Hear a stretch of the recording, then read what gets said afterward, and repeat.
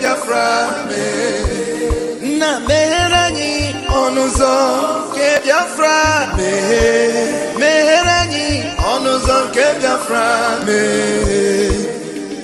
Tell me what we do, everybody want to kill us. They want to take what belongs to us. Try. We they love our neighbors, so we they love ourselves too. So it is written in the holy book. Try.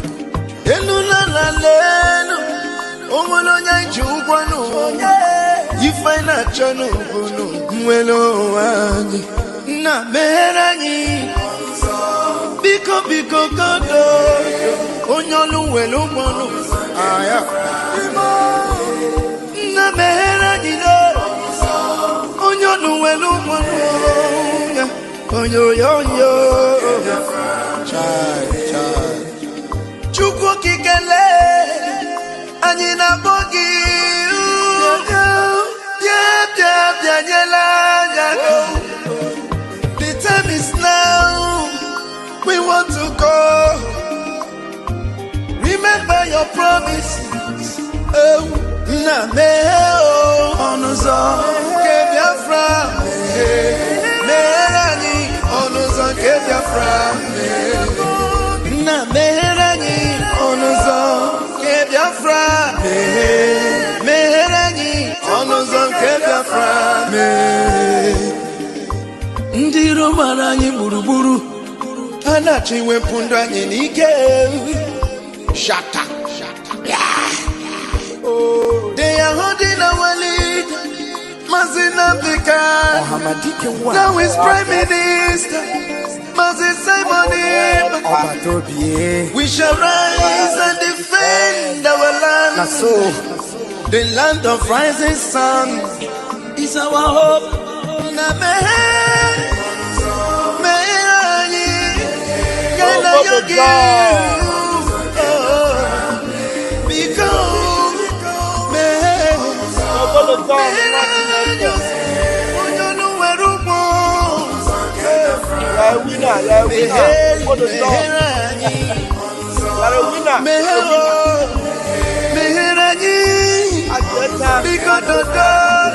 Papa biko meranyi ani na yogi biko nu sitende muziki kama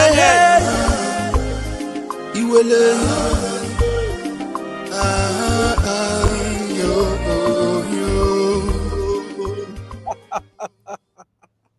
I greet you all. Ututoma umuchineke. Ututoma ndioma. I want you guys to appreciate Chuko Kaviama for giving us, stable internet, better, working, system, and I'm always grateful to these gadgets. This gadget is doing a lot for us. This is my internet box. So anywhere I go, I just make sure I recharge it, I put it on, and the internet is there. And we flow without any hindrance by the grace of Chuko Kabiama. This our intentional attempt to be free. This our intentional attempt to be free from the enemies that held us captive from our forefathers to this day. We are going to succeed. We are going to succeed. Mazin Namdekano said, it is the last miracle. Yeah? And I tell you, the devil does not want that miracle. Are you listening to me? The devil does not want that miracle. But there are those that have stood barefooted before the burning bush, like Pastor Vam Vam Vam, to make sure that the instruments of war that God has given to Biafra will defeat every enemies of Biafra, and we will get to our promised land. My name is Raphael Chamaka Jere, aka Pastor Vam Vam Vam.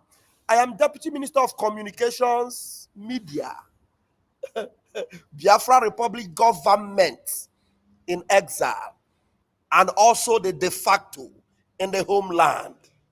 One day, I take no pride. It comes with a sense of responsibility. I know the drag position, at the drag fight. The fight at the drag. I know the drag position at the drag fight. And I go fight until I win. And now, I made a post on my X handle, and I want to repeat it here today. Thunder, destruction, frustration, Amadioha will punish anyone going forward. Anyone that will take the picture of Ngozi or Abu Fulani, put that picture beside Mazin Namdekano, beside Dimo Gojuku, beside Philip Effiong, beside our own, my own, Mazi Simon Ekpa, the dragon. The one whom I am his self-acclaimed armor bearer. If you take the picture of this useless, senseless, frustrated drug addict, and you put it close to any of our legends and heroes, Chineke Ogoku, going forward. Ngozi Orabu Fulani. Now, I have respect for every woman, but when I say I am referring to Ngozi Orabu Fulani. I have systematically separated her from the women in Biafra land. I have systematically separated Adandocho from every woman in Biafra land. These two women, Omonkahu, smelling things. All of you that don't like my language, depart from my space. Anybody that will take their picture and attach it to these heroes and legends of faith in Biafra land, your generation will never see good. Frustration will always visit you. Your life will never visit greatness. You will never experience peace. In the mighty name of Chukwuokike Abiama. Every day that you wake up, frustration got bugging. No matter how rich you are, frustration will follow you. He say, you had a maybe him more. Do not ever attach these frustrated bad lucks to what we are doing going forward. That is the last warning I will give. And now, the title I have before me this morning, it says, the international plot to stop Biafra. What Mazi Nnamdi Kanu and Mazi Simon Ekpa ESN, what they have done, or what they saw, and why they remain resolute and determined. There is an international plot to stop Biafra. There's an international arrangement to make sure you and I do not become free. There's a video I'm going to play. It is long, but I want you to listen to it. I already shared it on my Twitter handle. I'm going to play it now. So I want you to please, I don't know whether it has a copyright. If after my program today it has copyright, I might leave it just to be like that, because it's very important. I already shared it on my X handle. I want to bring it up here also. So with that, please share, and make sure everyone watches this particular broadcast, so that you understand, if these powerful nations, foreign nations, if they have been hell bent to stop our little brother in Burkina Faso, Mazi Ibrahim Traore, if they have been hell bent to stop our little brother for over 20 times now, the attempt on his life have not ceased. Ask France, what are they looking for? All the blood, everything they have taken in Africa, are they not satisfied? Ask Belgium, ask Britain, ask them, United Kingdom, are you not okay yet? You want to exterminate us? You will never succeed. So, if Burkina Faso, a very small country that cannot be compared to 2 locations or 2 states in Biafra land, can be so attacked, can be so put in their radar to make sure they do not become free, what do they have? Just some amount of gold and some minerals and some resources. They are holding it tight. And Ibrahim Traore, Mazi Ibrahim Traore, have decided since 2022, I think, to stand and put his life on the line. And just within this short time, there is life bustling in Burkina Faso, the Burkina base. He stood his ground. And every month, every day, an attack. And every day, they want to stop him. They want to buy him. And most of the time, they are using people within their ranks to stop him. If they could be going after Burkina Faso like that, imagine the threat on Biafra. Now, imagine why Mazin Nnamdi Kanu, even though a crime against humanity was committed against him, and the whole world is aware. United States is aware, United Kingdom is aware, France is aware, Italy is aware, Belgium is aware, Portugal is aware, all of them, United Nations, they are all aware. But yet, they keep quiet. And they allow Mazin Nnamdi Kanu for going to 5 years now to remain in the dungeon of that dilapidated, frustrated, demonic entity called Nigeria. In their dungeon. It remains there. And they keep quiet. The whole world keeps quiet. You cannot imagine why they kept quiet. And Mazin Nnamdi Kanu remains dogged, a man of steel, remains hard, unbreakable. Unbreakable. So you know that the plot against Biafra is not just small. It is big, it is deep, it is humongous, unimaginable. Now, as I am here now, so if you are joining the people that say Raphael is a criminal, do you think I pay attention to you? I am more concerned about one day that the Italian country might be influenced to come after me. Because any moment they discover, that this young man is also determined, like Mazin Nnamdi Kanu, like Simon Ekpa, they will not give up. Oh, they will come for me. But Chukwu Okike Abiama, who knows how much we have suffered, may not allow us to get to that point. Our Prime Minister, Mazin Nnamdi Kanu, both of them will be released in no time, hopefully. But whatever happens, I, Raphael Chamaka Ajere, aka Pastor Van Van Vam, I am not seeing Ngozi Arabueze. I'm not seeing Adandotu. I am just attending to their gibberish, uselessness, and foolishness, and their intellectuals. Because I need to awaken my brethren. They are not the obstacle before me. The obstacle before me are these people you are seeing that are going after the life of Mazi Ibrahim Traore. I don't want to let him be, even though he is now in charge of Burkina Faso. He's in control of Burkina Faso. They're still going after him. Even though Putin have put his weight behind the young man, they still want to take him out of the way.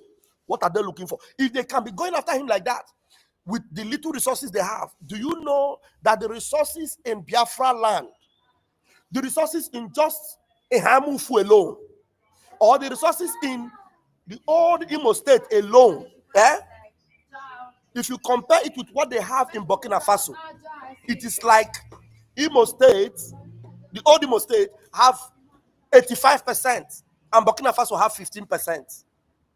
Only in one state, though, that Ihamufu, the resources inside Ihamufu is more potentially powerful and economically high than what you call Californium in the deserts of the north.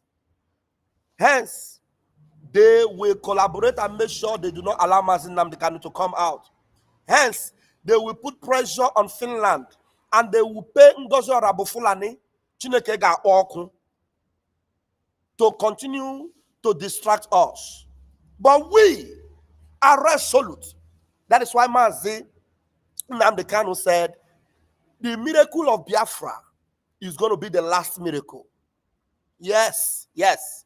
And today we are excited, we are happy that the evil in the United States have been conquered by our patronic senior man, Odogu Donald Trump, the real one. The real Donald Trump. Have you ever seen where a man win presidency is about to enter? Few days before he enter, they are condemning him and sentencing. Do you know that they recently sentenced Donald Trump and they condemned him? They have condemned him in so many courts. So many things. They have criminally condemned him. But he doesn't give a hoot. He's going to the White House. And as he goes to the White House, this 2025, we are going to mount pressure on him. Mazin Nnamdi Kanu will be released. Our prime minister is coming out. And Biafra will be completely restored. And then our prime minister will be having, closed door meetings and a very important meetings with our brother, our small brother in Burkina Faso, Ibrahim Traore. Ibrahim Traore, I, Rafael Chamaka Jere, want to give you thumbs up. Keep the fight on. If they have failed up to now, they will never succeed. Sankara made a lot of sacrifices for you. Sankara paved way for you in Burkina Faso. You, Ibrahim Traore, carry go. We have seen everything they are doing. Just as you are holding on, your elder brother, Biafra, is coming. And West Africa will become the hotbed of Africa.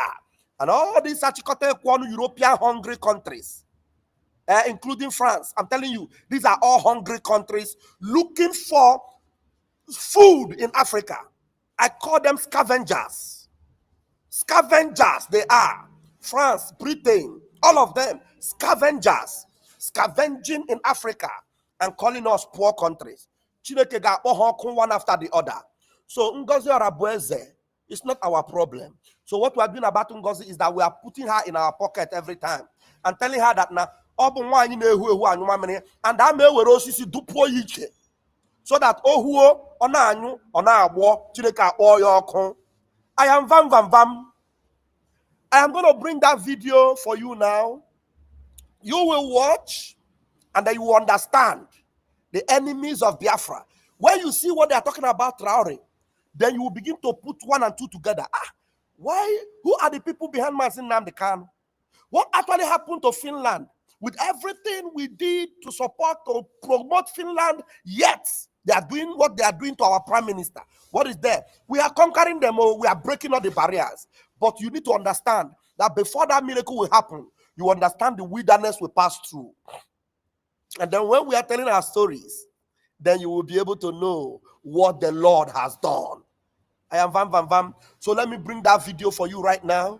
And then it's about 18 minutes. So you are going to spend 18 minutes now listening to a very important documentary. Very, very important. Let's go there. Let me share the screen. Share this program because you'll be happy you joined me this morning. I'm betting you will be happy you did. All right. Let's go. Spread that Ibrahim Traore. Okay. Imagine starting the new year with hope and celebration, only to be met with the shocking news of an assassination attempt on a nation's leader. This is precisely what unfolded on January 1st, 2025, when word spread that Ibrahim Traore, the 35-year-old president of Burkina Faso, had narrowly escaped an attack on his life.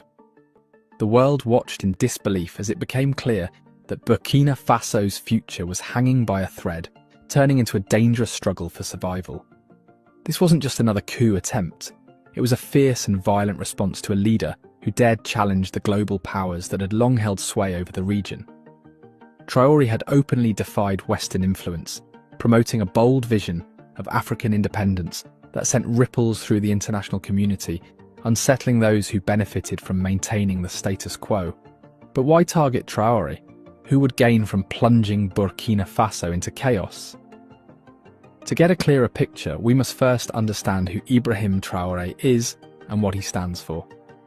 His journey to the presidency of Burkina Faso in 2022 was nothing short of extraordinary.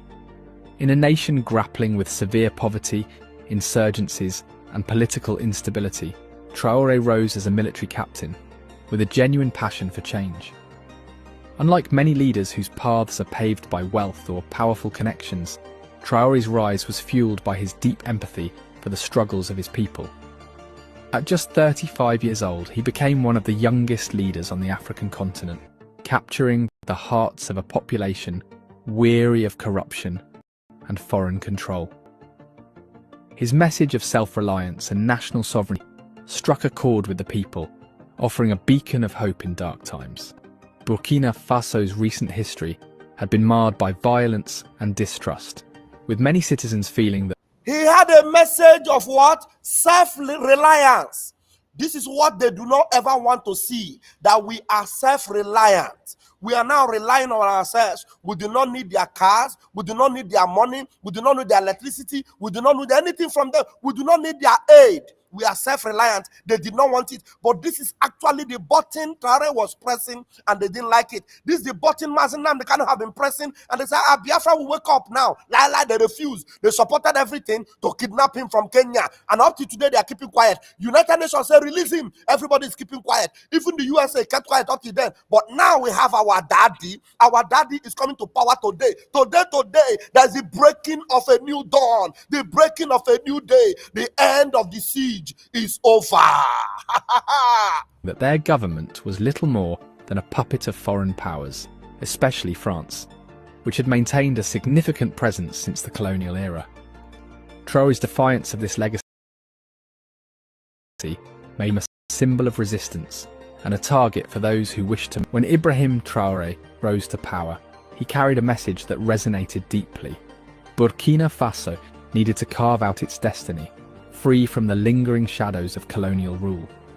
His mission was bold but straightforward: take back control of the nation's resources, reclaim its sovereignty, and dismantle the grip of foreign powers, especially France, which had long Take back the control of sovereignty. Restore everything about your country. Stop them. And that was what he was after, and he's succeeding. And France, that little boy, shameless little boy in France, is not happy about it. But who cares? We're taking our country back. And that's what he decided. We're taking our country back. That's what Simon Ekpa decided. We're taking our country back. That's what Mazin Namdekanu decided. And there's no demon from hell that will stop us. Who is in Gaza Abezi? Otelena Banshi. reaped the benefits of Burkina Faso's rich gold mines and other natural assets. Traoré's ascent wasn't just a political shift, it was a statement of national pride and identity. For many, he became a beacon of defiance against a global system that had kept many African nations under foreign domination for far too long. But such a leader inevitably stirs strong reactions. Why does Traoré provoke such intense emotions, both in support and opposition? Traoré's moves have shaken the very foundations of France's influence in Africa. By opposing French business interests, pushing out French military forces, and promoting native languages over French in official settings, he has positioned himself as a thorn in the side of Western powers. Yet to the people of Burkina, he positioned himself as a thorn on the side of the Western powers. Mazin Nnamdi Kanu is a thorn on the flesh of Britain. Mazin Simon Ekpa is a thorn on the flesh of the Nigerian Zoological Republic of Animal Kingdom, and will continue to be so until Biafra fully regains its freedom. Faso, Traoré symbolizes hope, a leader who offers a vision of a nation standing tall on its own. Could this bold vision be why Traoré faced a coup attempt? Or is there a more complex web of conspiracies involving both international and domestic players? To truly grasp why Traoré has become such a contentious figure, we must examine the possible forces behind the attack. At first glance, it seems logical to point fingers at the internal opposition within Burkina Faso. Traoré's rise, though popular among many citizens, hasn't been welcomed by all, especially within certain military factions. These groups view his anti-colonial stance as a threat to the entrenched power structures and might be looking to reinstate the old order. However, the domestic opposition only scratches the surface. Traoré's most vehement opponents are abroad. France, the former colonial ruler, still wields significant influence across West Africa and stands to lose a great deal if Traoré's vision of an independent Burkina Faso succeeds. For decades, French corporations have dominated the country's gold industry, profiting massively while the local population remained in poverty. Traoré's actions to nationalise the mining sector, expel French troops, and curb French influence have been seen as bold defiance, directly challenging the economic interests that underpin French power in the region. If you are still watching this video, it means you love it. Why not take out a second and hit that like button? Have you done that? Let's move on. Beyond France, other global powers have their eyes on Burkina Faso, each with its own stake in the country's future. For decades, the United States and other Western nations have viewed Africa as a key area for their economic and strategic interests. Any shift towards self-reliance among African nations is seen as a threat to their control. The recent attempt on Ibrahim Traoré's life is not just about removing a leader. It's a stark warning to anyone who dares. Did you hear that? Anytime you want to have your self-reliance, all these Western evil, hungry, marauders and scavengers, they see it as a threat. I want to have my own country. I want to be free. Mazin Nnamdi Kanu paid his dues in UK. Now he want to stand to defend Biafra. They see it as a threat. Chineke ga-akpọ ha ọkụ very, very soon. As to challenge the established global order. Can Burkina Faso withstand this attack? Or is it on the brink of a deeper crisis? The aftermath has plunged the nation into turmoil. Already battered by insurgencies and political unrest, the people now face the grim reality that the leader they look to for hope might not survive. The government has quickly launched an investigation, but many questions remain. Who orchestrated this attack? Could it be the start of a broader scheme to topple Traoré and return the country to the grip of foreign powers? In the streets of Ouagadougou, panic is growing. Supporters of Traoré are rallying in his defence, but there's a palpable fear that this is just the beginning of a violent and destabilising period. One of the biggest fears is the possibility of a military coup. With Traoré's leadership now under threat, some factions in the military might see this as their chance to seize power. Burkina Faso has a history of coups, and many worry that this attack could trigger yet another one, plunging the country into further chaos. The tension isn't confined to Burkina Faso. The world is watching, with international implications hanging in the balance. If a coup succeeds, it would undermine not only the dream of an independent Burkina Faso, but also deal a significant blow to the Pan-African movement that Traoré symbolises. His leadership has been a beacon for many African nations, striving for self-reliance, and his fall could discourage others from pursuing a similar path. So does this attack signal the collapse of Traoré's vision for a sovereign, self-reliant Africa? For many, his leadership transcends Burkina Faso's borders. It challenges the long-standing neo-colonial systems that have kept much of Africa under foreign influence. Traoré's rise has inspired solidarity across the continent, with many nations looking to his example as a model of resistance against Western domination. If Traoré is taken out of the equation, what happens to this growing wave of African independence? He is a model of resistance, a model, a diehard, a man of steel, like our Prime Minister, Simon Ekpa, like our dogged supreme leader, Nnamdi Kanu. You have heard me here for the past 3 years. The fourth one is not going to kill me. Die hard, a model. Chineke ga-akpọ ndị zoo ọkụ. Every enemy of Biafra, if you become a stooge to Biafra, you become a stooge to Nigeria to fight against Biafra, pack your bag because you are soon going to go underground. Chineke ga-akpụ unu niile ọkụ. Ndara mad people. Will other nations be forced back into reliance on Western powers? Or will they push forward, continuing the fight for true sovereignty? For Traoré, the stakes go beyond his own survival. He aims to leave behind a legacy of unity, independence, and pride not just for Burkina Faso, but for all of Africa. This assassination attempt has underscored that his battle isn't just a domestic one, it's a confrontation with powerful global forces determined to maintain the status quo. Traoré's outright rejection of French... You see that? Powerful confrontation against the status quo to continue to enjoy their control. The word they use, let me see the word they use. Let me see the word they use there. This assassination attempt has underscored that his battle isn't just a domestic one, it's a confrontation with powerful global forces. A confrontation with powerful global forces. Biafra, we are confronting powerful global forces. It is not Ngozi. Ngozi is just an instrument they are using to distract you. Do you think it's Adadi or Amma? Who knows Adadi or Amma? Very dirty woman, Nana has actually Kiosma. She cannot even wash herself up. So these are not the people you are confronting. We are confronting a very powerful global forces. People that have had Mazin Nnamdi Kanu. An international crime was committed. And nobody's talking about it. Everybody's keeping quiet. Mansa Manekpa was taken in. Have you ever seen anything like that happen in Europe? Cho Ayoba in Norway. Cho Ayoba is not even a citizen of Norway. He's a citizen of Germany. What is Germany doing about it? Nothing. Germany is doing nothing. There is a conspiracy to cage West Africa. Traoré is shining the light, and every one of these our comrades, they are holding Mazin Nnamdi Kanu, Dr. Cho Ayoba, Mazi Simon Ekpa. They are going to be free as Donald Trump is coming up. Look, Donald Trump is not just the savior. We have the almighty Chukwu Kabiama that will press the button for us. Every enemy of our freedom that want to maintain the status quo, to keep us underground, to stop us from having our own self-reliance, God will destroy all of them. All of them. We are going to be free. So take your mind away from Ngozi Arabweze. Take your mind away from Adandocho. When you are dealing with them, deal with them as just the little instrument they are using around us. We will just press their head and just throw away them. We just lock them up and then forget the key. The main forces are these ones. You see them here that are talking about controlling what is happening in Burkina Faso, but yet Traoré is in charge. Traoré is in charge, and they will never succeed. It's a confrontation with powerful global forces determined to maintain the status quo.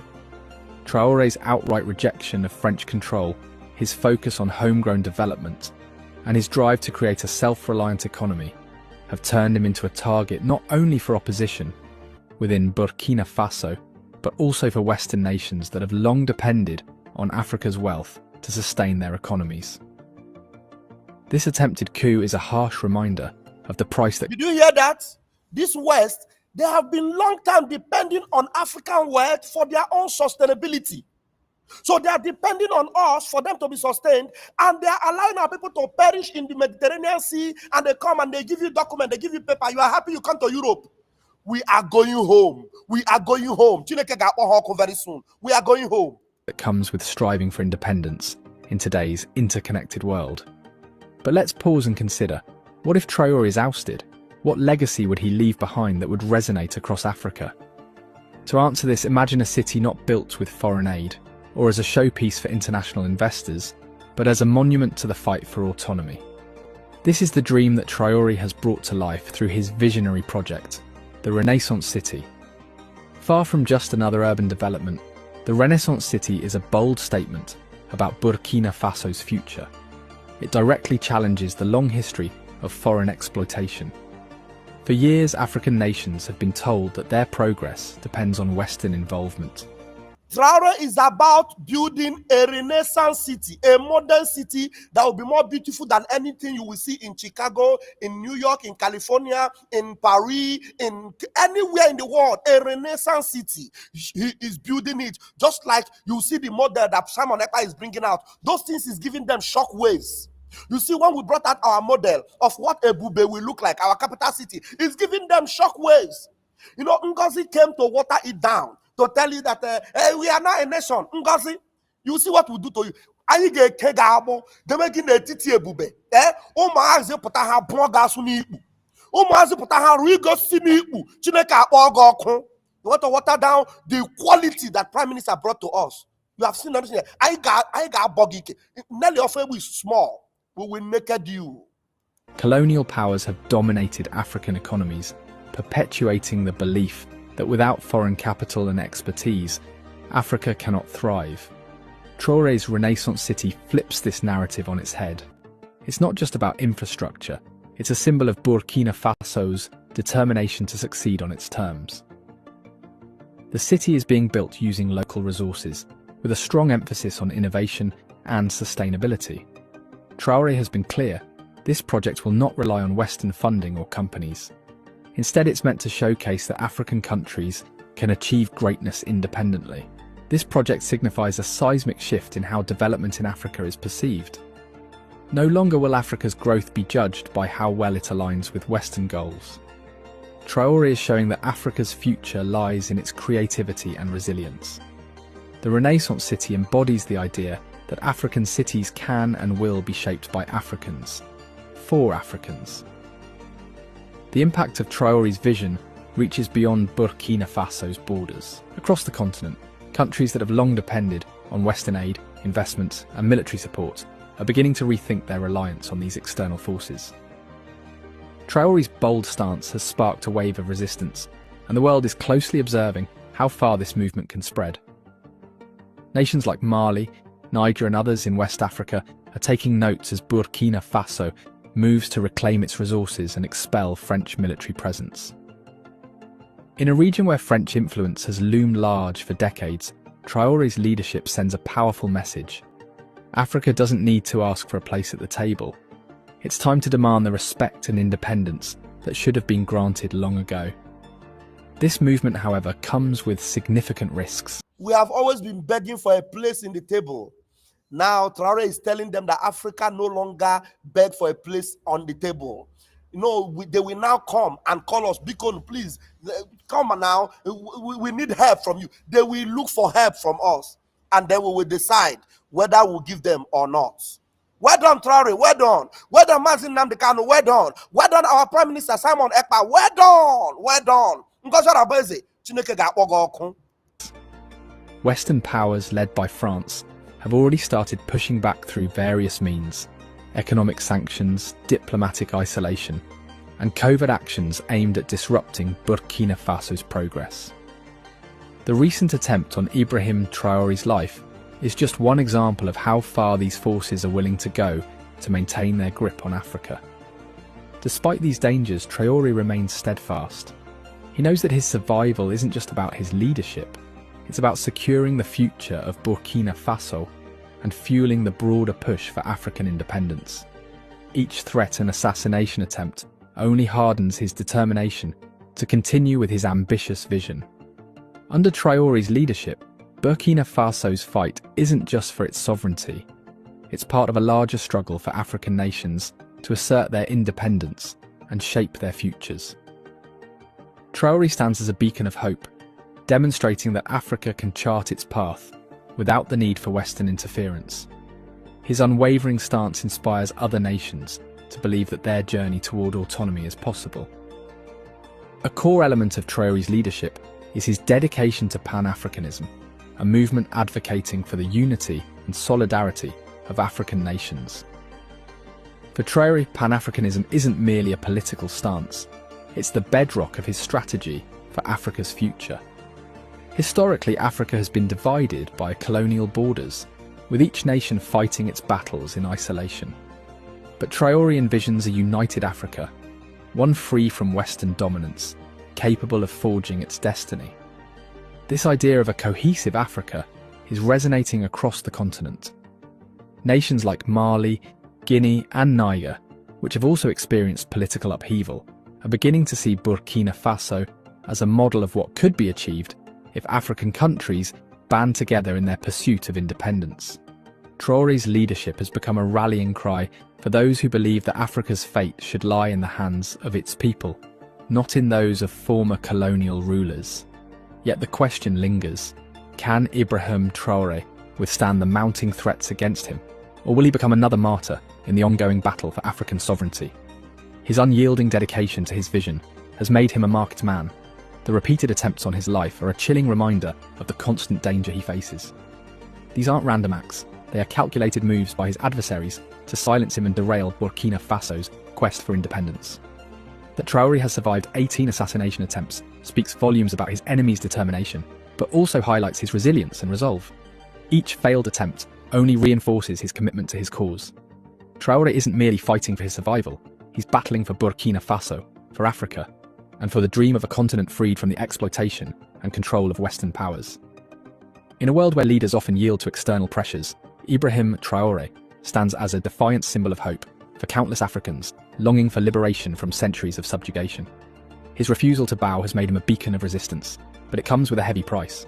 The growing threats against him, both from foreign powers and domestic.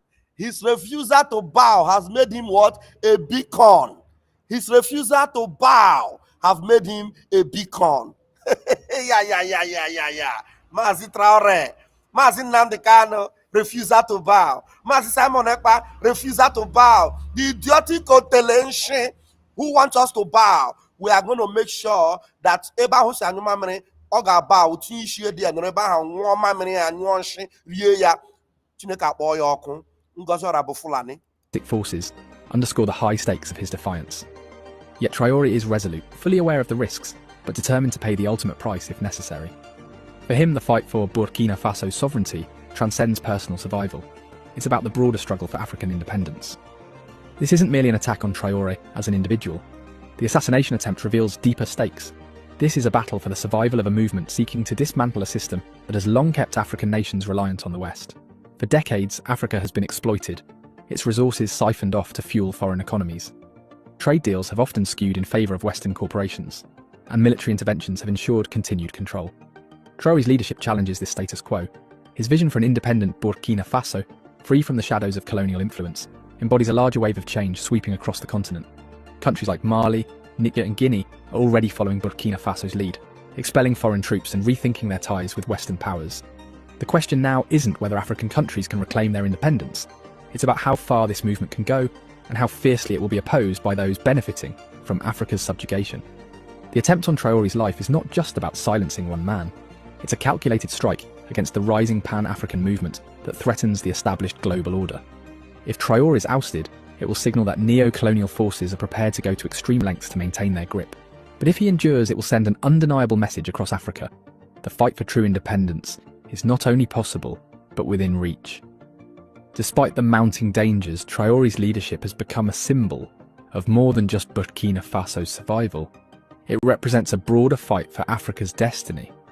His unwavering commitment to sovereignty, self-reliance and innovation offers hope to many across the continent.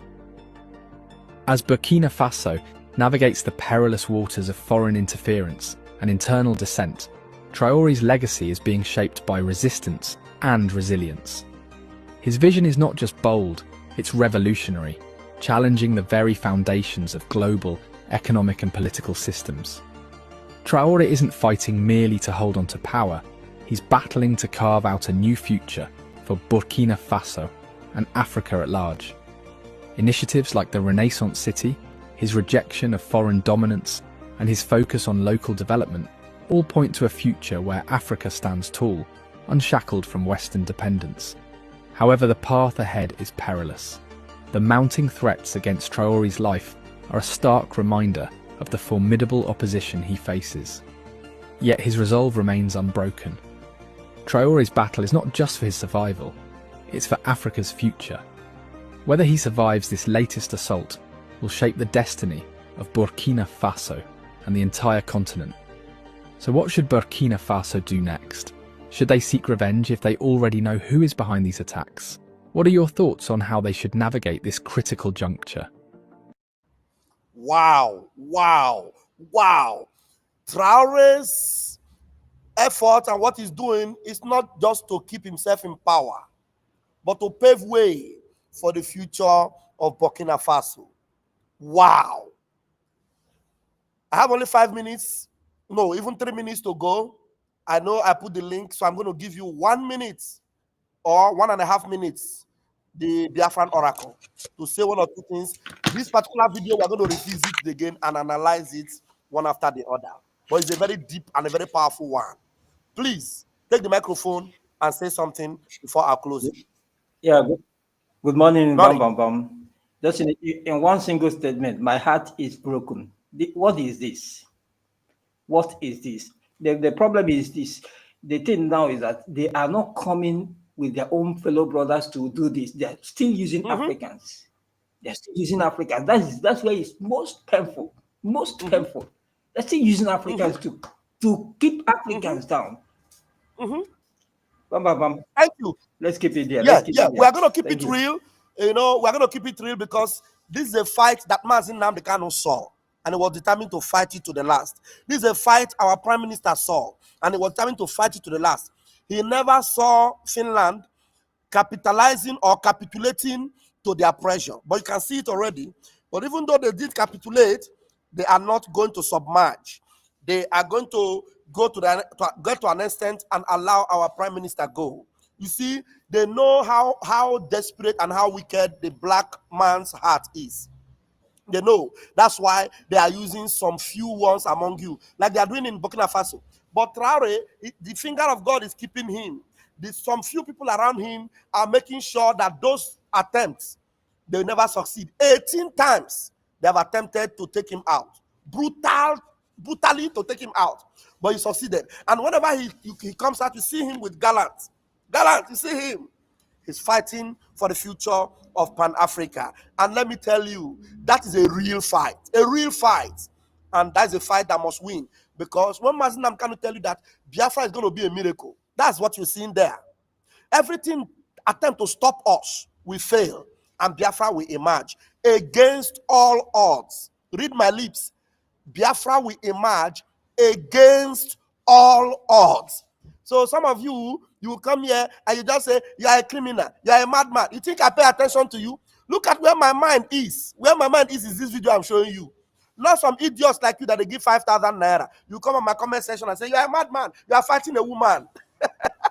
Thunder fire you and that woman. You think I have your time?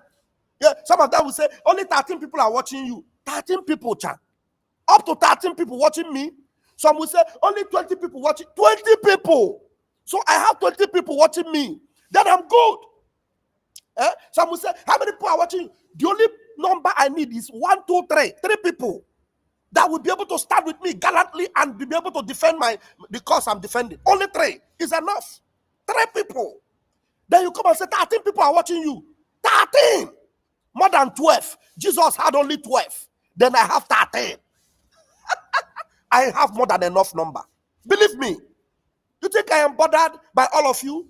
You hungry fools that are watered around. They call you monkeys in Africa. And you are here trying to defend an idiotic psychiatric patient in Atlanta, Georgia, that they gave some money to come and destroy what will bring you freedom. And you're coming here. Only 13 people watching you. You are fighting a woman. Thunder, fire you and your generation. Idiots everywhere. Airborne. I'll see you later. This video will revisit it and spend some time. And Biafrans that have sense will come in and contribute. Even Pan-Africanists that have sense will come in and contribute. My name is Rafa Chamaka Ajere, aka Pastor Vam Vam Vam. Airborne. Today we are waiting for good news. More are coming. This week is going to be better than last week. Believe you me, we are up for good and glad tidings. I love you all. I love you, Helen. Thank you for joining me. Efe Money, thank you for joining me. God bless you all. Thank you, Biafra Oracle. You are awesome. You are the best. Airborne. We move.